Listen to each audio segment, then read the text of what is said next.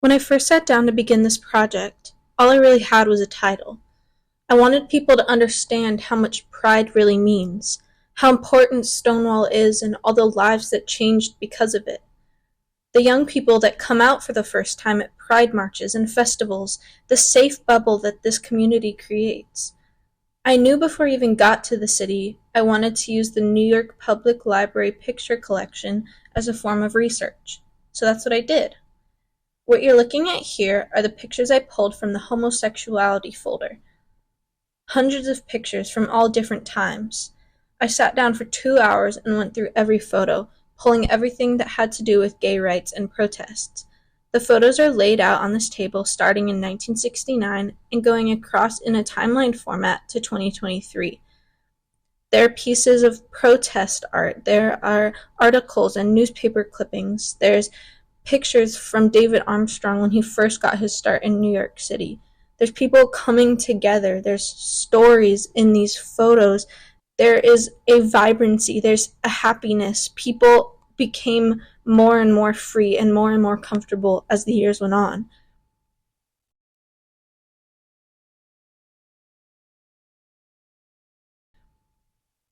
And when the Pride flag was designed in 1978, the world got a little more colorful. Today these flags are all around, giving people rainbows.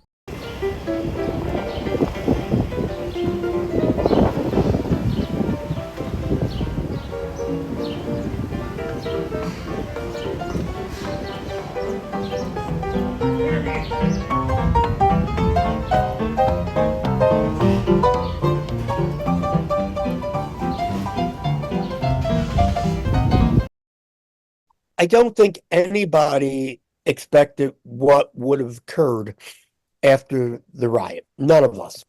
For me, being a 18-year-old who had just moved to New York 6 weeks before to find my community, within those 6 weeks, I had.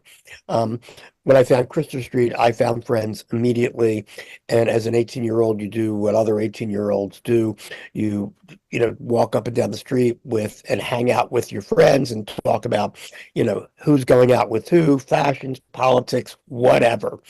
But I also had some friends who were young activists who literally, because of what the community was before Stonewall, had no direction.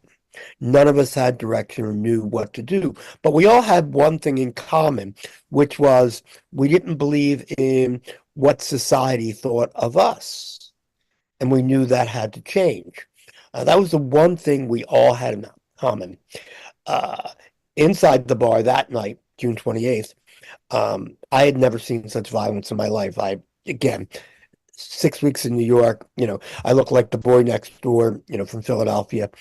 And I was worried. I was concerned. I was frightened.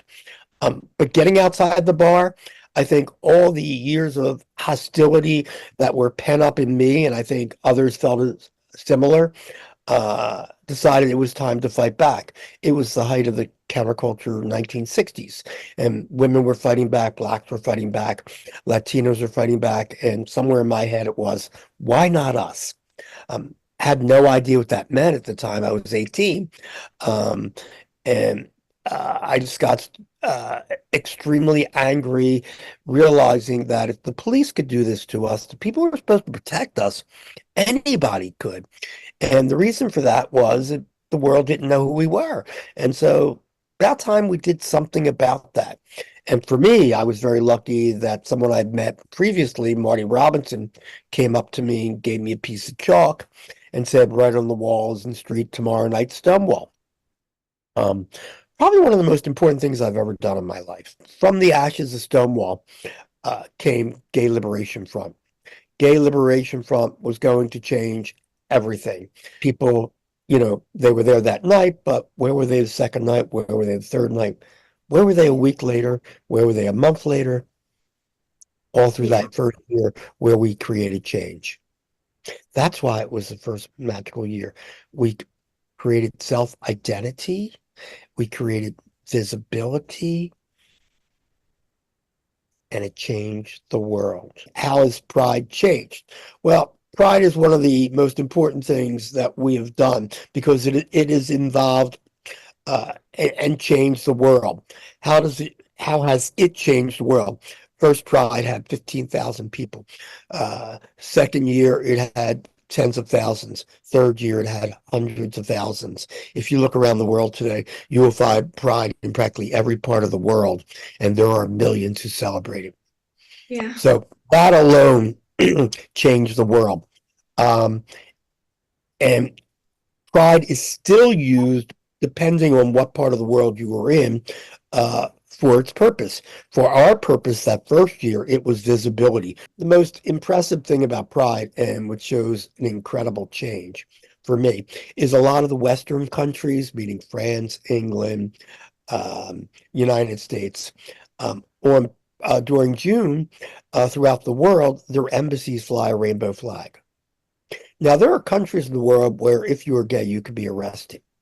For Yeah. them to have a chance to walk by an embassy and see a rainbow flag gives them hope. Stonewall led to GLF. GLF led to the disruptions. The disruptions led to the office of the governor. That governor issued the world's first non-discrimination law, executive order, which stated you could not discriminate against gay men and lesbian women in state government. That had never been done before. That governor created a commission called the Governor's Commission on Sexual Minorities. That governor issued a gay pride resolution. That governor created liaisons from government to the gay community. So therefore, every LGBT commission appointed by a governor, a mayor, or the president of the United States, or every LGBT appointed political figure in America stands on the shoulders of Governor Milton Schaap. And that all happened here in Pennsylvania. So more work got done here than got done in New York gets all of the credit. Of course it does. It's New York, the center of New York. That's So really cool. that was a major change. And all across the country, people started doing similar, but it was invented there, and thanks to Governor Milton Schaap. And again, it all can be traced to Stonewall and Gay Liberation Front. Those two things connected with pride. Now, if you ask a further question, one of the things we're doing at the Visitor Center is correcting some of the myths about Stonewall and also giving credit to the people who deserve some credit. I like to say that most people in our community, if I would ask them who was at Stonewall, they might be able to give me one or two names. By the time you leave that building, if you read the wall, you will know at least 20 names. An opportunity for people to really look at our history. Be very, very visible. From the Library of Congress in Washington, D.C.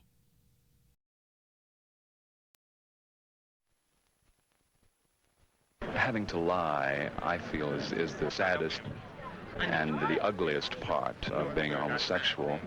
When you have your first bad love experience, for instance, and you can't go to your brother or your sister and say, I'm hurting.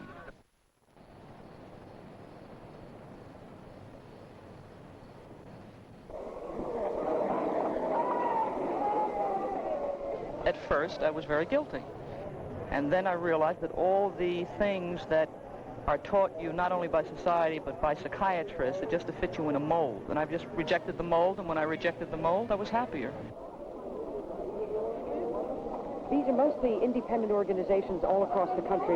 There's somewhere between 60 and 75 independent groups across the United States, maybe more now because they keep growing up overnight. And this is a unified effort on the part of somewhere between 20 and 30 organizations on the East Coast. There are differences primarily of approach and of tactics. Certain groups, for example, tend to emphasize very militant confrontation tactics.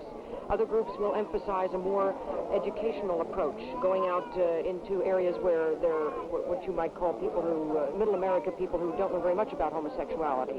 And other groups will emphasize different things. Some groups, most groups, in fact, provide some kind of social services for our own people, help for people in need. But this is a minor part of the effort. The major effort today is to change the social institutions that make life difficult for us.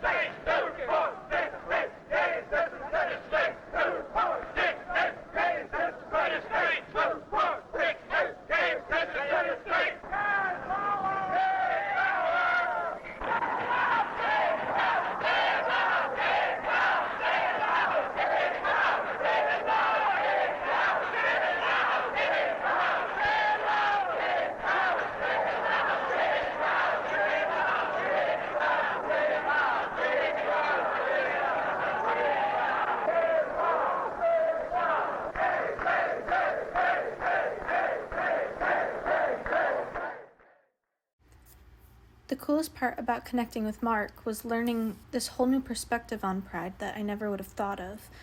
The way that through my research I was able to see everything that he was talking about and the amount that pride has truly changed.